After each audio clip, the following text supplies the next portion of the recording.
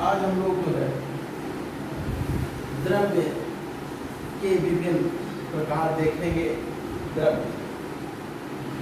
द्रव्य के प्रकार। द्रव्य को हम मोटे तौर पर दो भागों में विभाजित करते हैं, एक तो मिश्रण और दूसरा शुद्ध पदार्थ। द्रव्य को मोटे तौर पर दो भागों में विभाजित किया जाता है, एक तो मिश्रण और दूसरा प्योर शुद्ध पदार्थ। मिश्रण पहला जो है मिश्रण है और दूसरा शुद्ध पदार्थ।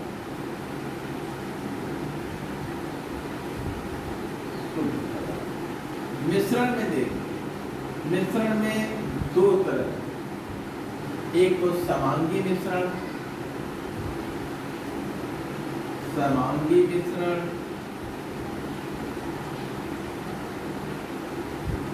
और दूसरा जो है विषमांगी मिश्रण। विषमांगी मिश्रण और जो शुद्ध पदार्थ है उसमें भी दो प्रकार के, एक तो तत्व और दूसरा यौगिक। शुद्ध पदार्थ भी दो प्रकार के होते हैं, पहला तत्व और दूसरा यौगिक। तत्व और यौगिक, ठीक है ना। और इस प्रकार से हम द्रव्य को वर्गीकृत करते हैं। आगे हम लोग एक एक वर्ग का अध्ययन करेंगे। सबसे पहले देखते हैं मिश्रण क्या होता है, फिर उसके बाद शुद्ध पदार्थ। मिश्रण, मिश्रण पे चर्चा करते हैं।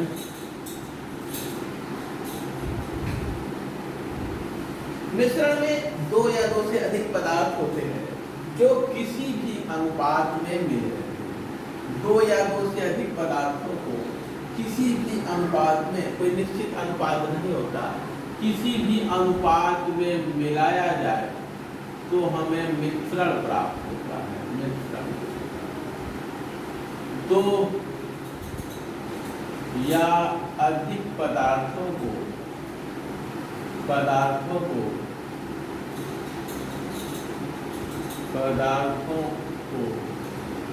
किसी भी अनुपात में मिलाकर, किसी भी अनुपात में, किसी भी अनुपात में मिलाकर मिश्रण प्राप्त किया जाता है। मिश्रण प्राप्त किया जाता है।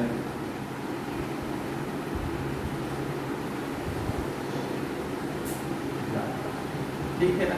अगर हम दो पदार्थ लें और उनको किसी भी अनुपात में, यानी उनको मिलाने का कोई निश्चित अनुपात नहीं होता, किसी भी अनुपात में मिला लें तो हमें क्या प्राप्त होता है? मिश्रण प्राप्त होता है। मिश्रण दो प्रकार का होता है, एक तो समांगी मिश्रण और दूसरा विषमांगी। सबसे पहले देखते हैं समांगी मिश्रण। समांगी मिश्रण में क्या होता है? मिश्रण के दोनों घटकों के बीच कोई भौतिक अंतर नहीं होता, उनके बीच कोई परत नहीं होती, कोई बाउंड्री नहीं होती एक दूसरे को अलग करने के लिए, और पूरे मिश्रण का जो कंपोजिशन होता है, जो संघटन होता है, वो एक जैसा होता है पूरे मिश्रण का। समांगी मिश्रण में मिश्रण का जो संघटन होता है वो एक जैसा होता है पूरे मिश्रण में, और मिश्रण के विभिन्न घटकों के बीच कोई भौतिक अंतर नहीं होता, उनके बीच कोई परत नहीं होती, एक दूसरे से अलगाव उनका नहीं होता, और इन्हें हम सरल भौतिक विधियों द्वारा अलग नहीं कर सकते एक दूसरे से, जैसे फिल्टर करके, हाथ से चुन करके, इन तरीकों द्वारा इनको अलग करना संभव नहीं होता है। तो देखा जाए समांगी मिश्रण से जुड़ा पहला पॉइंट, समांगी मिश्रण में मिश्रण का संघटन, कंपोजिशन एक समान होता है, एक समान होता है तथा मिश्रण के विभिन्न घटकों के बीच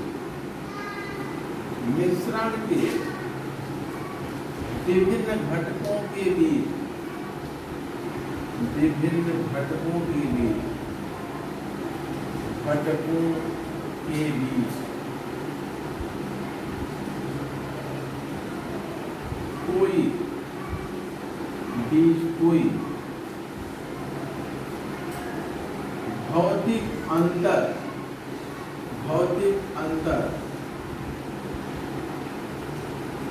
नहीं होता।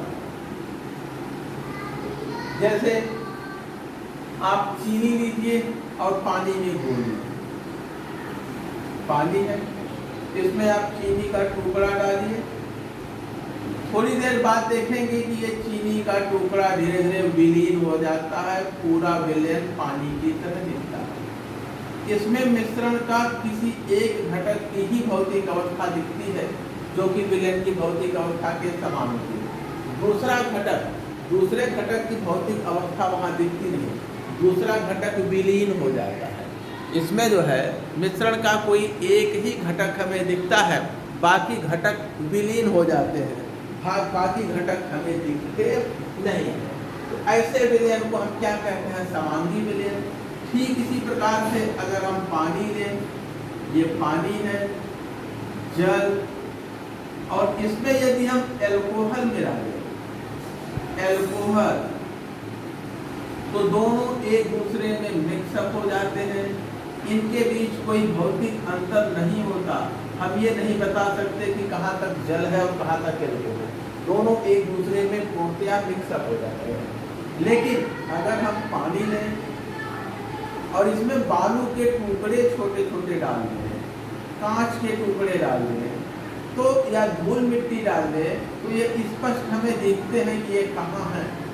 बालू के टुकड़े पानी में तैरते हुए दिखते हैं, एक दूसरे में मिक्सअप नहीं होते, थोड़ी देर रखा जाए तो ये नीचे बैठ जाते हैं। ऐसे विलयन क्या कहलाते हैं? विसमांगी। समांगी में ये समांगी विलयन है।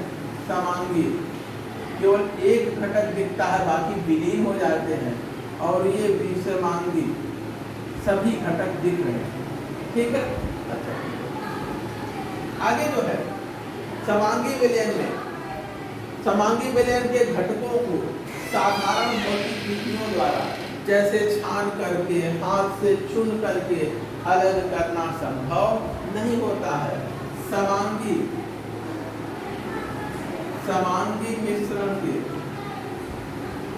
मिश्रण के घटकों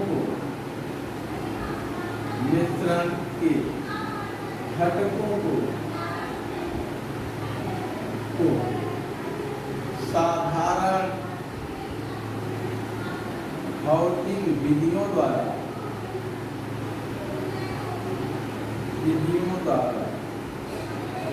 अलग करना संभव नहीं होता। अलग करना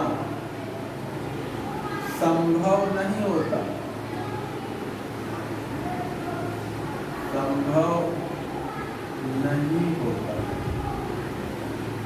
ठीक है।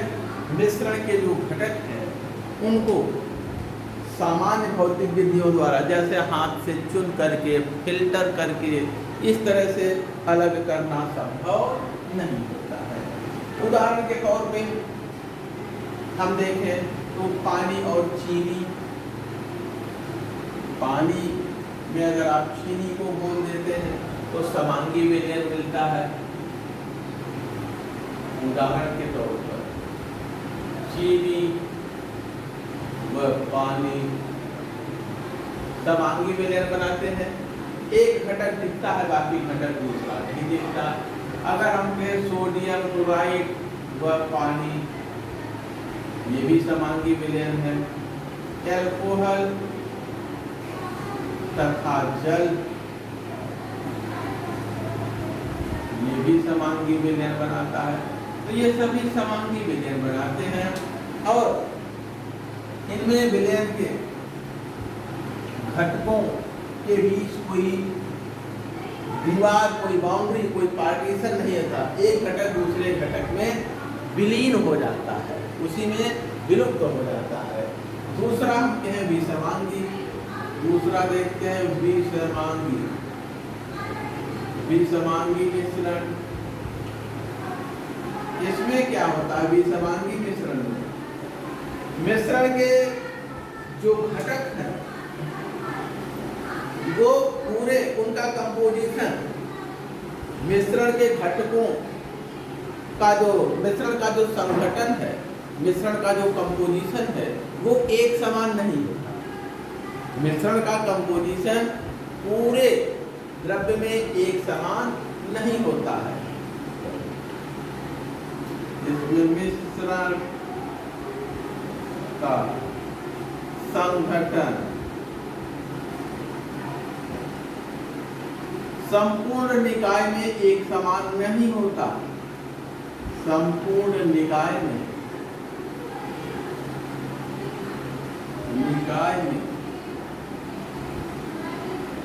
एक समान नहीं होता।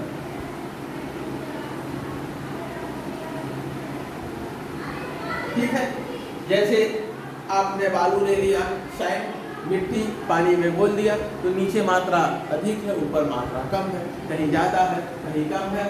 और मिश्रण के दोनों घटक, जितने घटक हैं, अलग अलग दिखते हैं, भौतिक रूप से अंतर पाया जाता है। जैसे आपने पानी लिया, पानी, इसमें एक बर्फ का टुकड़ा डाल दिया, तो बर्फ का टुकड़ा ऊपर अलग दिखता है, पानी अलग दिखता है, ये एक दूसरे में मिक्सअप नहीं होते। पानी लिया और इसमें मिट्टी का तेल डाल दिया, तो मिट्टी का तेल और पानी दोनों परतें अलग अलग दिखती हैं, ये एक दूसरे में पूर्ण रूप से मिक्सअप नहीं होते हैं। तो विसमांगी मिश्रण के घटकों के बीच भौतिक अंतर होता है, भौतिक रूप से अलग अलग दिखते हैं। इसमें देखा जाए मिश्रण किस प्रकार के विसमांगी मिश्रण के घटक भौतिक रूप से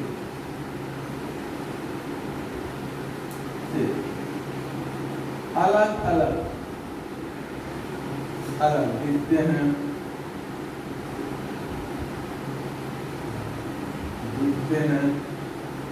तथा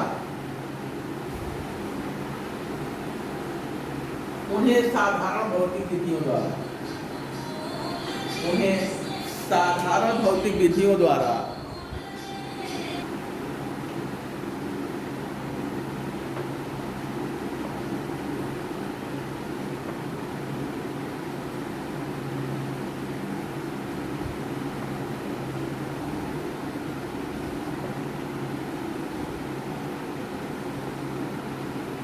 देखते हैं। मिश्रण के घटक भौतिक रूप से अलग अलग दिखते हैं तथा उन्हें साधारण भौतिक विधियों द्वारा अलग किया जाता है, अलग किया जा सकता है। ठीक है, आगे जो है देखा जाए साधारण भौतिक विधियों यानी कि हाथ से चुन करके, छान करके, प्रभाजी आसवन द्वारा, इस प्रकार की विधियों से इन्हें हम अलग कर सकते हैं। ठीक, अब आते हैं हम लोग शुद्ध पदार्थ।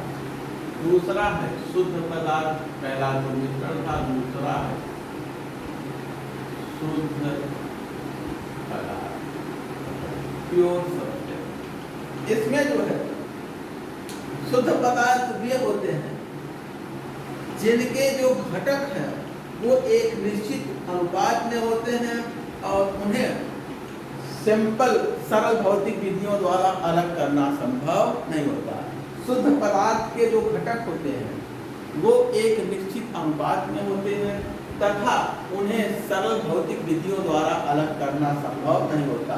जैसे हम जल लें, H2O, जल ये शुद्ध पदार्थ है, जल शुद्ध पदार्थ है। इसमें हाइड्रोजन और ऑक्सीजन देखेंगे 2 और 16 या 1 और 8 के अनुपात में होते हैं। आप चाहे जहाँ से जिस प्रकार से जल प्राप्त करेंगे, इनके बीच 1 और 8 का ही अनुपात रहता है। और हम जल से हाइड्रोजन और ऑक्सीजन को साधारण भौतिक विधियों द्वारा यानी छान करके, पकड़ करके, आसवन द्वारा अलग नहीं कर सकते हैं। तो शुद्ध पदार्थ के जो घटक होते हैं, शुद्ध पदार्थ के घटक एक निश्चित अनुपात में होते हैं तथा उन्हें साधारण भौतिक विधियों द्वारा अलग करना संभव नहीं होता है। शुद्ध पदार्थ के घटक एक निश्चित अनुपात में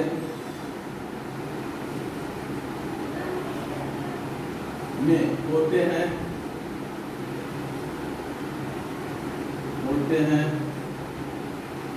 तथा उन्हें साधारण भौतिक विधियों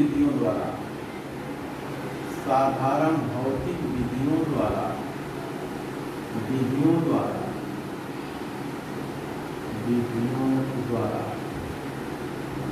अलग करना संभव नहीं होता है।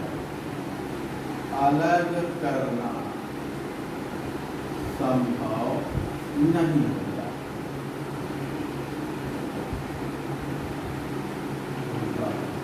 ठीक है, तो ये रहा। इसमें जो है हम जो घटक होते हैं शुद्ध पदार्थ के, उनको हम साधारण विधि से जैसे फिल्टर करके, छान करके या हाथ से पकड़ करके या आसवन वाष्पन द्वारा, इन साधारण भौतिक विधियों द्वारा हम इन्हें अलग नहीं करते हैं। और ये शुद्ध पदार्थ 2 प्रकार का होता है। पहला होता है तत्व एलिमेंट। देखिए, तत्व के में जितने अवयव होते हैं, किसी तत्व के जो अवयवी कण होते हैं, वह तत्व चाहे परमाणु के रूप में चाहे अणु के रूप में है, उसमें एक ही पदार्थ के एक ही प्रकार के परमाणु पाए जाते हैं।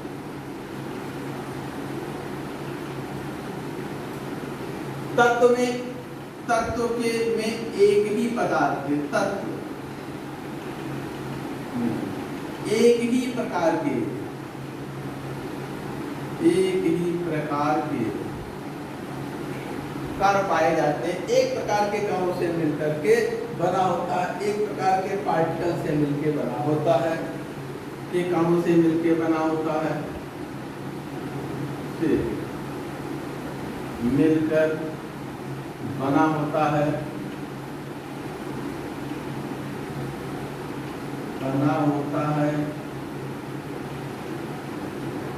जो परमाणु हो सकते हैं अथवा परमाणु या अणु हो सकते हैं, ठीक है। तत्व जो है किसी एक प्रकार के कणों से मिलकर बना होता है, और वे कण क्या हो सकते हैं, तो परमाणु या अणु। जैसे हम कहें हाइड्रोजन, इसमें हाइड्रोजन के 2 परमाणु होते हैं, H2, हाइड्रोजन के 2 परमाणु ये आपस में जुड़े। हीलियम कहते हैं, हीलियम का एक ही परमाणु है। नाइट्रोजन कहते हैं, नाइट्रोजन के 2 परमाणु है। O2 में ऑक्सीजन के 2 परमाणु हैं। P4 में फास्फोरस के 4 परमाणु हैं। S8 में सल्फर के 8 परमाणु हैं।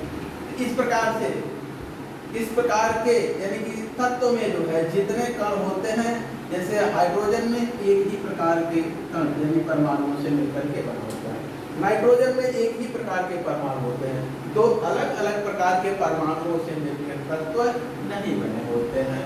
अब आते हैं यौगिक। यौगिक क्या होते हैं? यौगिक में 2 या 2 से अधिक प्रकार के परमाणु एक निश्चित अनुपात में मिले होते हैं। यौगिक में 2 या 2 से अधिक तत्वों के परमाणु एक निश्चित अनुपात में मिले होते हैं। यौगिक यौगिक। यौगिक कैसे बनते हैं? दो या अधिक तत्वों के परमाणुओं का एक निश्चित अनुपात में मिलने से यौगिक प्राप्त होता है। इसमें दो या अधिक तत्वों के परमाणु एक निश्चित अनुपात में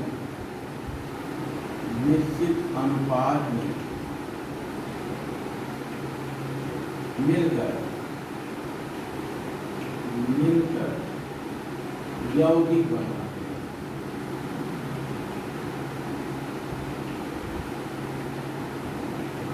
अब यौगिक में देखा जाए, यौगिक में दो प्रकार के या दो से अधिक प्रकार के तत्वों के परमाणु होते हैं और वे परमाणु एक निश्चित अनुपात में होते हैं और हम उन्हें साधारण भौतिक विधियों द्वारा अलग नहीं कर सकते। जैसे जल,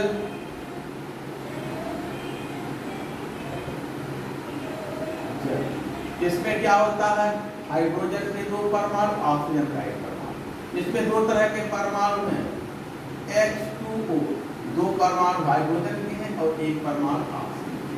इसी तरह से अमोनिया NH3, अमोनिया में एक परमाणु नाइट्रोजन का और एक परमाणु हाइड्रोजन का, दो तरह के तत्वों के परमाणु हैं।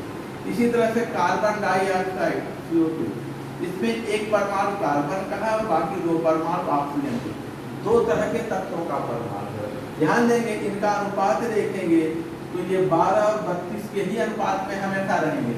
इनका देखेंगे तो 2 और 16 के अनुपात में ही हमेशा ये रहते हैं। इनको देखेंगे तो 14 और 3 के अनुपात में ही हमेशा रहते हैं। इनका अनुपात या इनका कभी बदलता नहीं है, एक निश्चित अनुपात में ये जुड़े रहते हैं और इनको साधारण भौतिक विधियों द्वारा दोनों को अलग करना संभव नहीं होता है। तीसरा हम अगला देखें, किसी यौगिक का जो गुण होता है, जैसे जल हाइड्रोजन और ऑक्सीजन से मिलकर बना होता है। जल में हम देख रहे हैं कि जल यानी H2O, ये किससे बना है? H2 + 1/2O, ठीक है, हाइड्रोजन से और ऑक्सीजन से मिलने से जल। आप जल का गुण देखिए और इसको बनाने वाले जो पार्टिकल हैं, जो अवयवी कण हैं, उनका गुण देखिए तो आप पाएंगे ये ज्वलनशील गैस है, ज्वलनशील गैस में विस्फोट के साथ जलता है। ये जो है जलने में सहायक गैस है, जलने में सहायक गैस है और ये तरल अवस्था में पाया जाता है, जबकि ये दोनों गैस है और ये क्या है? तरल अवस्था में पाया जाता है। न तो जलता है न ही जलने में सहायक है, बल्कि आग बुझाने में इसका प्रयोग किया जाता है। न तो जलता है और न ही जलने में सहायक है, न ही जलने में सहायक है, सहायक होता है, बल्कि आग बुझाने के काम आता है। आग को बुझाता है, आग बुझाने के काम आता है।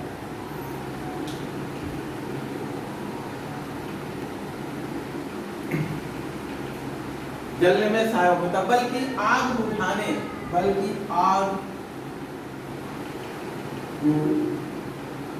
बुझाता, आग बुझाने के काम आता है, बुझाने के काम। ये रहा, ठीक है। तो किसी यौगिक के जो गुण होते हैं वो घटक तत्वों के गुणों से भिन्न होते हैं। किसी यौगिक के गुण घटक तत्वों के गुणों से भिन्न होते हैं। एक लाइन लिख लेते हैं, किसी यौगिक के गुण उसके घटक तत्वों के गुणों से अलग होते हैं। किसी यौगिक के गुण